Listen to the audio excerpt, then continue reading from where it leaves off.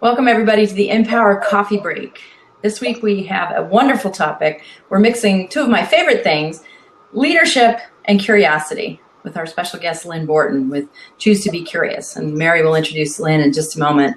But I want to remind everybody that Tuesdays at 1 o'clock Eastern Time, we do this half-hour coffee break session. We invite you to pull up a cup of whatever you have handy and relax and join us. And we do mean join us. If you're live on the Blab platform, please, we have an open seat today. So when we open it up for discussion, please opt to come in and ask questions and share your wisdom. We also have a chat box over to the side.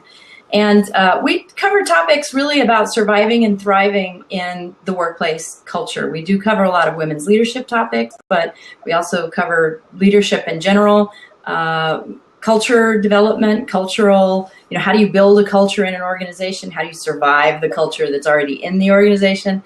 And how can you do your part to shift it and to become the work environment where you will thrive in? And I'm going to let Mary introduce Lynn, but I just want to say, Lynn and I met years ago when our children were in elementary school together, and she was running everything in my world, which was the elementary school PTA. And later we connected up again when I did some work for her as in her position as COO for NAMI, which is a mental health care organization I'll let her talk about. And I've really seen her in all kinds of leadership roles, including her new one.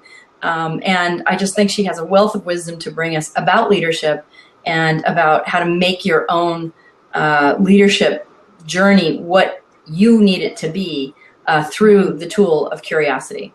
So I'm really excited to have Lynn here. She's a good friend and, in my mind, one of the wisest people I know when it comes to business environments, and now curiosity. So Mary, why don't you introduce Lynn? Sure.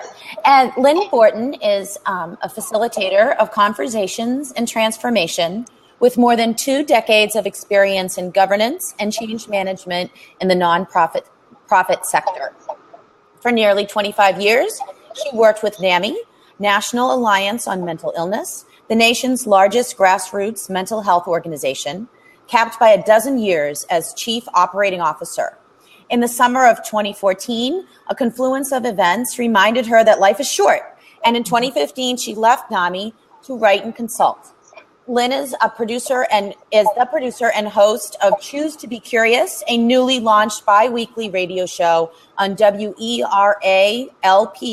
96.7 FM in Arlington, Virginia. Since her departure from NAMI, she has worked with established nonprofits and emerging startups, traveled in Southeast Asia, plunged into the frozen Atlantic Ocean, posed as a painter's model, sewn 2 quilts, taken 2 MOOCs, I hope I got that pronunciation right, participated in a mock story slam, and given a lead talk, begun a personal blog, trained in radio production, and enjoyed a lot more sleep. Lynn graduated from Yale with honors and a degree in religious studies, but she learned her most important lessons working in a community mental health center following graduation. When pressed, Lynn describes herself as mostly grown up with gray hair and laugh lines to show for it, a hardworking, mission-driven former executive, unrepentant volunteer, and middling cook. And welcome, Lynn. Thank you. Thank you. It's really exciting to be here. Lynn, I know so much about where you are now with your new focus on curiosity, and I want to get us there really fast. But I'm wondering if you can encapsulate really briefly your journey from your old leadership mindset, which I always thought was very expansive, to what you think of when you think about leadership today, because I think there's been a shift there. I think you're right, and I'm glad to hear that you thought that it was expansive back in the day. That's good news. That was certainly my intention. I was what you might describe as a reluctant leader. I always felt a little like a helium balloon. I always kept rising, maybe beyond what I really intended. And I think that there's... Wait, back up for a second. What does that mean? Well, I think there's something to a style of leadership that is not aspiring to leadership for power's sake. And that's how I would characterize it for myself, that I wasn't interested necessarily in taking leadership roles, but I was very interested in seeing that certain things happened. So, I think of myself as a very mission-driven person. It's no accident that I stayed in the nonprofit world throughout my career. And I think probably, as you saw, maybe in the community or PTA context, if there was something that I felt was important, I was going to move heaven and earth to make it happen. And I was going to work really hard to make sure I had a lot of people to help me do that. So it wasn't ever about me, I guess. I don't think of myself as traditionally ambitious, but I think of myself as extremely ambitious for the things that I care about. Which is, in my book, a good thing. So when you were in that, particularly in your COO role with NAMI, were you fixated on curiosity in any particular way, or what was the mindset you had then that might have shifted now? Yeah, I wouldn't say that I was fixated on it in the way that I am now. I think it was a more intuitive and less explicitly intentional interest. I was very much interested in my role in being accessible. I had an open door policy. That's not necessarily the best time management policy. Lots of people will tell you that's a bad way to manage. I couldn't imagine doing it any other way, because that's how I got information. If people felt like they could come through the door and bounce an idea or test a concept or, in some cases just vent, that helped them feel safe and validated in the workplace. It gave me invaluable information about their insights, their needs, the sources of frustration and friction within the organization. So I thought of myself as an open leader, but I wouldn't have characterized it in the context of curiosity in the past. Although I was known for sort of saying, well, so help me see what I don't understand. What don't I know here? What am I missing? And one thing I'll say about that is that not everybody trusted that. Some people thought that was a genuine question and invitation. And some people, I think, thought it was a trap. I was looking for them to, take a misstep. And that's something I've thought a lot about subsequently in terms of making the workplace safe for curiosity, because I don't know that it always is. I want to come back to that, because that's really important on a lot of levels. Having a workplace that feels safe, where you can be yourself, is kind of the holy grail, and it is hard to create. But let's stay on curiosity for a minute. So now zoom forward to why are you so curious about curiosity, and what's that link to leadership now that you're there? Yeah, well, the short story on the trajectory is that a year and a half ago, I attended some leadership talks, and I thought, I'd really like to do this. This looks like a good kind of personal, professional goal, but I didn't want to talk about anything related to my professional life. So I literally was thinking to myself, gee, I'm sort of curious what I'm curious about. And I thought, well, I'm actually sort of curious about curiosity. It's like, what makes you curious? What does curiosity offer us? Where does it take us? So I spent, a little under a year, kind of off and on, actually reading and thinking about curiosity.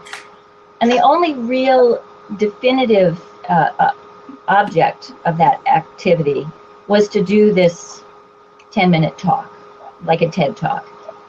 And that was the output. That was the output. That was the output. The outcome was that I began to really think about curiosity in all kinds of contexts. And it really just began to kind of permeate everything. But I hadn't thought about where to go next. So I gave this presentation. It went really well. The audience was very receptive. People came to me and said, this is so cool. Could you do a workshop at my company? Where are you going next with this? Will you do a TED Talk? And I hadn't thought about those things, but I thought, well, there's an audience here. And literally on that same day, I learned about this new radio station that was opening up here in Arlington. And as with so many things, I let those two things percolate for a while.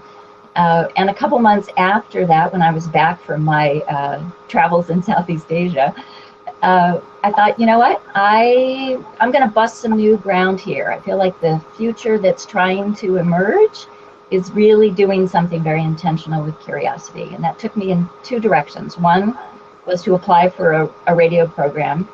And the other was to really give some very serious thought to how curiosity fit in the leadership context, which led me to this idea of sort of leading with curiosity in both the sense of being a leader who is curious, but also having curiosity be your first move, whether you're a leader or not. And I think that's actually a pretty rich vein to mine, so I've been spending some time there. So, I want to just reflect on something, Lynn, that you just exhibited here, which I think is so important. Because to me, the gift of curiosity is that it moves us forward, right? Mm-hmm. And that's part of what you have just sort of shown us, was how being curious, being open, and open to what came in, but also listening, which you did in your leadership role, but also when you were kind of looking for guidance, like, well, where do I want to put my energy next? Being curious and exploring, and then listening for what came back. What was it that resonated with you? What was it that resonated with other people? Kind of opened a whole new door. Because I know, in conversations personally, you kind of shared with me how amazed you are that, a year ago, you would never have thought, I'm going to have a radio show, I'm going to have a podcast, I'm going to have a whole social media presence, I'm going to have a whole leadership message around curiosity. That wasn't really, as you just said, it wasn't what you were going for, but it's what you found. Right. And I do think, one of the MOOCs, Mary mentioned that I took a couple of MOOCs in the last year. One of the courses that I took was through edX and the MIT, the Sloan School, a course called Transforming Business, Society, and Self, which, was like a huge topic. But a lot of that course specifically looks at the importance of really looking for those opportunities as they come along and giving yourself the permission to pursue them. And I think that's one of the things that both good leaders and curiosity allows for and facilitates. Good leaders ought to be looking for opportunities as well. And I think you spot opportunities more easily when you're curious. So they're in service of one another. So you're really describing curiosity as kind of a character trait, a way of being, and therefore that informs your behavior. That's true? There's an interesting debate in the curiosity field, I gather, about whether curiosity is a trait or a state. And I subscribe more to the state philosophy because I think it's a choice you can make, and that everybody's born curious. Dan Pink calls it our default setting. As humans, we were born curious. We all explored the world by sticking our toes into our mouths and our fingers into other people's ears, and at some point we get less curious. But it doesn't have to be that way. And I think part of what you can do is choose to be curious. I mean, it's no mistake that that's what I decided to call the show and use that as the point of conversation, because I really want to be explicit with people. This is like eating well or exercise. These are choices you can make about how you want to live your life and how you want to function in the world around you and interact with the people around you. So let's say you're working in an environment that doesn't seem to value curiosity, maybe because it's too stressful, maybe because it's too busy, maybe because everyone's trying to position themselves, and if I ask a question, people will think I don't know the answer. I hear that a lot, right? But you want to kind of bring this curiosity into your authentic leadership style. What advice do you give people on how to do that besides just, choose to be curious, which is excellent advice, by the way? Well, it's a couple of things. One, I think there's some kind of checks that you can give to yourself. If you're doing all of the talking, you're not being curious. If you're thinking of yourself as the expert in the room, you're not being curious.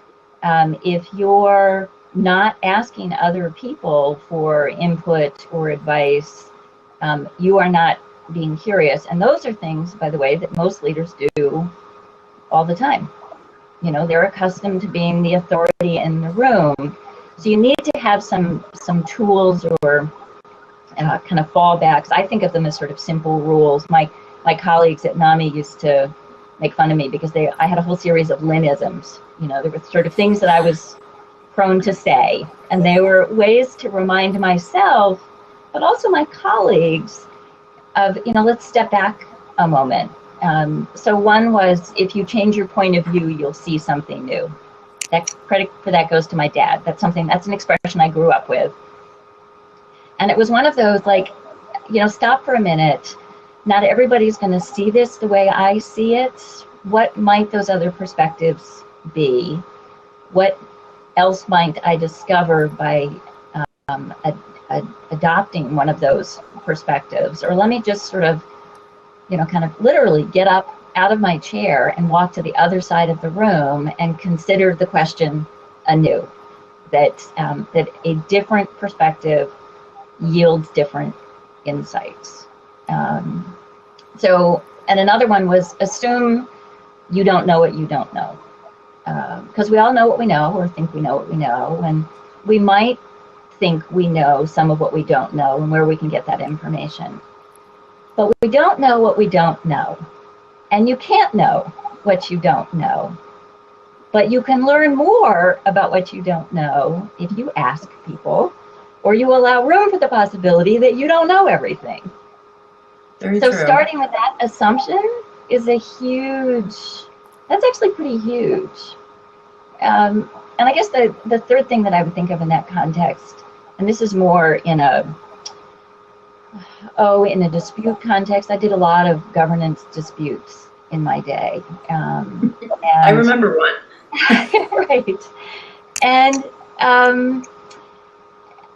And even personally, when something would happen and I would want to, you know, kind of defend my position, I would say to myself, seek first to understand and then to be understood.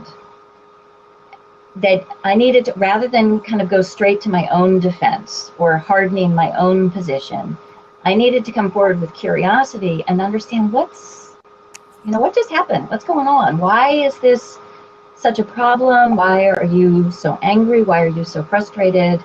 You know, what are you feeling? What do you need? And it's amazing how hard it is then to get all self-righteous when you have better insight into how somebody else is feeling.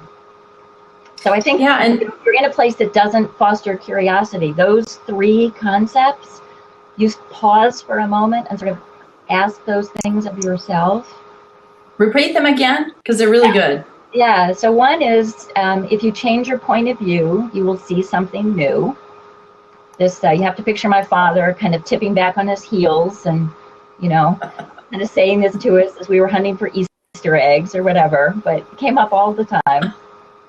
The other is, assume you don't know what you don't know. And then the third is seek first to understand and then to be understood. I want to give a slight anecdote here, and then I'm going to actually ask a question of Mary. So Mary, get ready. Okay. I didn't want to shock you. But you know, I just want to reinforce, Lynn, what you said, that, as I said, I get pushback from clients a lot saying, you know, well, wait a minute, if I start asking questions, they won't think I'm the expert. Mm-hmm. And I had several personal anecdotes where, I mean, I was thinking that, you know, rewind about 15 years, I was thinking that, and I thought I had a misguided understanding of what a leader should be, and that I thought, well, a leader should know everything, and a leader should be able to read minds, right? You know, you should be able to read minds of everything going on and just come out with proclamations. And I realized when I tried to lead that way, I got it wrong more often than when I said, wait a minute, I deserve to know the lay of the land in front of me to make a decision. And to understand the lay of the land in front of me, I have to ask questions. So when I ask the questions from the position of, I'm going to make a decision, I just need to know these things, right, whether I said that or not. the way I asked the question connoted more of a leadership stance, I guess you would say, vis-a-vis the people in the situation. And I didn't feel so vulnerable to sounding stupid, you know? And it was this little thing in my mind. In both cases, you know, I was trying to lead and I was trying to make a responsible decision. But when I opened myself up, as you said, and I took on the burden and responsibility of leadership overtly, I said, I'm going to make a decision here, but I need to know where you're coming from. I need to know where you're coming from. That curiosity felt more genuine, felt more authentic, and felt more a part of the leadership process. And I think people respected me more as a result of it. And I remember learning kind of that shift to create open space, not because I was clueless, but because I had a responsibility and a decision to make. And that was seminal for me personally in allowing space for curiosity. But I want to ask Mary a question, and then Lynn, I'll ask you to reflect on it. So Mary, one of the things that always impresses me about you is you just strike me as like this little mind of curiosity. You're always asking questions. We'll get on a call and you'll be like, I was poking around on the internet trying to understand this and trying to understand that, and I found an article on this, and sometimes it's politics and sometimes it's, you know, how do we make the website more findable for Google, you know, it's like, and it's always very helpful. What I'm trying to make the point is it's so helpful to our business decisions, right? Yeah. Not just because you're getting information, but because you're like asking the question and then asking yourself the question. You're not waiting for me to come back and ask the question. Yeah. You know, you're like, ask yourself 4 questions, some of which I might have thought of, some of which I might not have. But when we start the conversation, we're farther ahead within 2 minutes because you followed your curiosity prior to us having the business conversation. And I value that hugely. And I have to believe that you've discovered the benefit of that in your career. And I'm wondering if you have any insight on, you know, how do you do that? It's so great. Oh, thank you. Thank you. How do I do it? I guess I never sit with the status quo. Yes, I was an annoying little child. Was always asked, why is it this way? And I drove my parents bazonkers. But I think that's what it all You're making the trait argument. Well, you know, it's kind of the like, why are things the way they are? And I'll look at them and then say, well, how can we make it better? And that's where I'll start saying, well, what about this? And what about this? And start investigating different venues and different perspectives. And then I start, and then I think what has helped a lot too is working in user experience, because I do a lot with users and other people. So I had to learn empathy. And so that's where I see different perspectives. I do that a lot. Like I'll sit and like think about, well, how's this person feeling? And then I'm like, oh boy, imagine what their world's like. And I'll just like imagine, I'll come up with these worlds of other people. And I don't know if they're true or not. I just like, and then I go down that road. Well, what would they think about this? How are they going to interpret it? What would they say? And then I become like a sea of questions, which, yeah, it's I guess that's how I keep the curiosity alive. I also get really interested in other people. I think that's what the user experience thing, like, what are they thinking? And I think about that a lot. What's somebody else thinking? How are they going to perceive this? Or how could they perceive it? And then look at stats and data to say, well, either they are perceiving it that way or another way.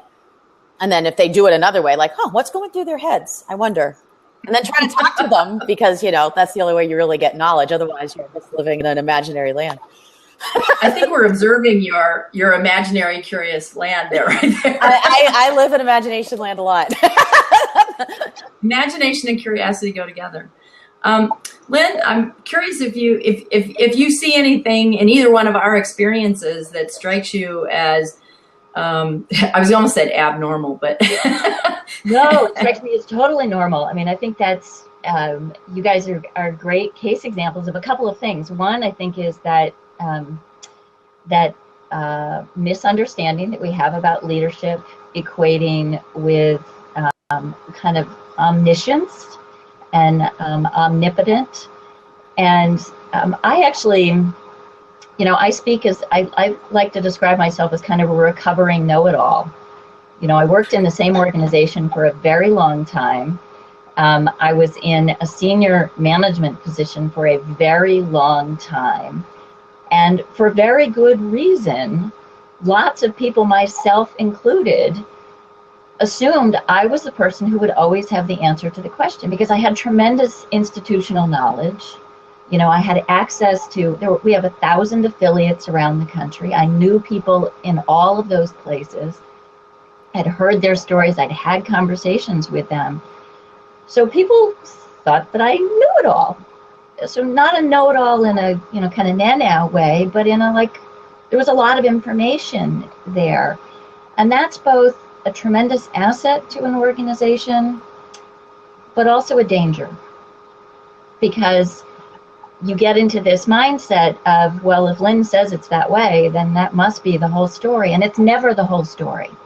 I don't care how much I knew, it was never the whole story.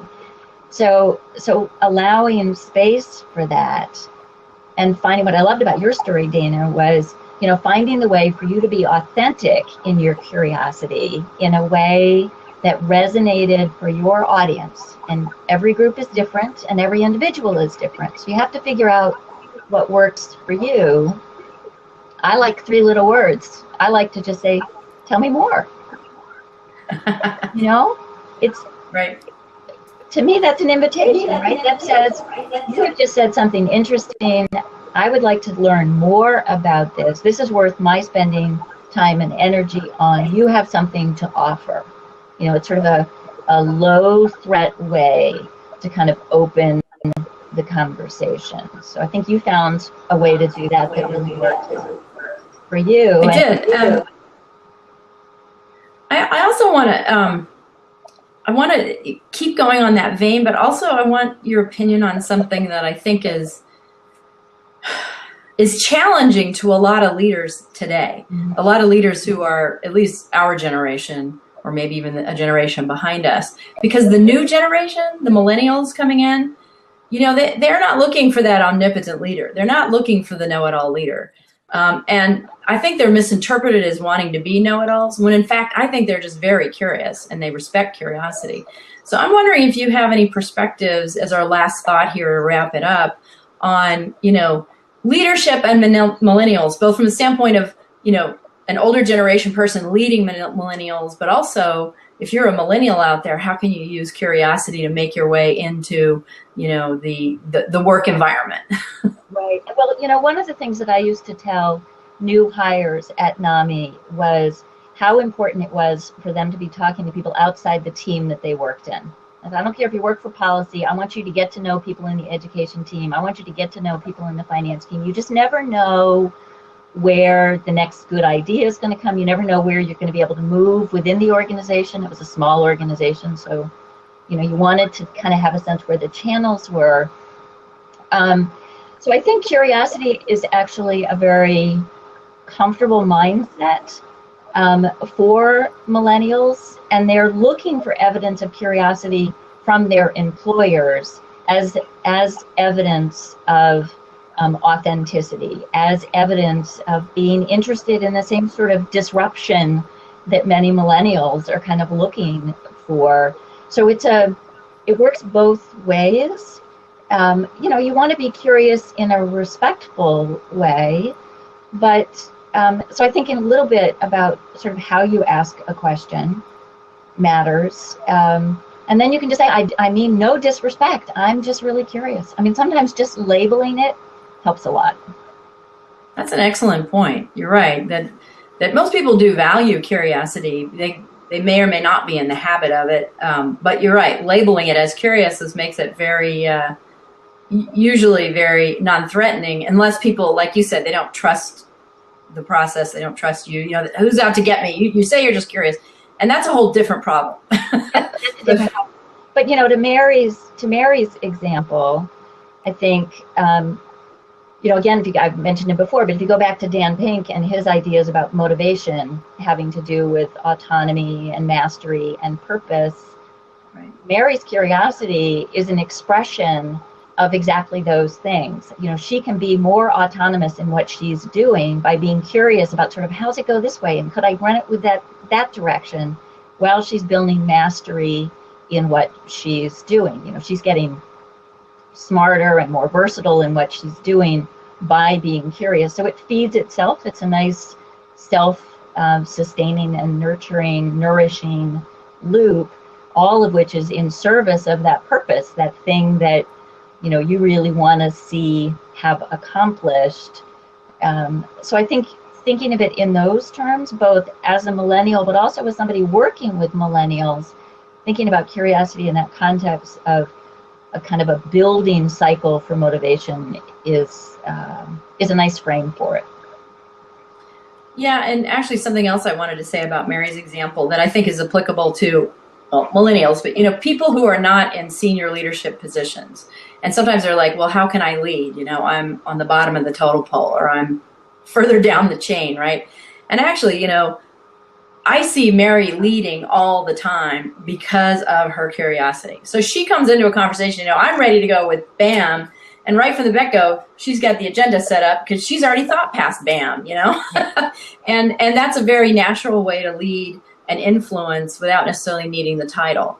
Although, as you say, that, you know, the way you ask the question can certainly be important. Yeah. And I think, you know, that's such a great point, is that there are leaders who are leaders by title, and there are leaders who are leaders by leading. And, you know, Mary clearly leads by leading. Yes, she does. That's why we love having her here. Thank you.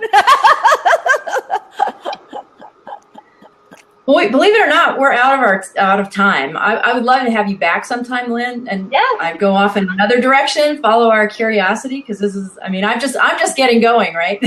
I know you are too. So come find us on Facebook at Choose to Be Curious. You know, I like to post stuff there, articles, other things to sort of just tickle your curiosity, get you thinking about this. You know, I keep hearing from people, it's like, I've been thinking about what you said. And to me, that's the best kind of success in this business. Exactly. And Choose to Be Curious, by the way, is the number 2, right? For Twitter, it is. On Facebook, it's not. Twitter, Choose to Be Curious is too many letters, I guess. So I had to go with a shorthand. But on Facebook, It's just the whole thing, Choose to Be Curious. All kind of run together. And on Facebook, we'll find your podcasts and your schedule for live shows and everything else, right? Yep. Awesome. Well, thank you, Lynn, so much. Thank you, Mary, for being my resident guinea pig. And I want to invite everybody to go to coffeebreak.InPowerCoaching.com. This recording will be up there along with all the other recordings of our coffee breaks. We have a growing list of really interesting topics. New topic listed there as well, and we hope we see you again in the future. So thank you both, and have a wonderful rest of the week. Okay, choose to be curious. Choose to be curious, absolutely. All right. Bye-bye. Thanks.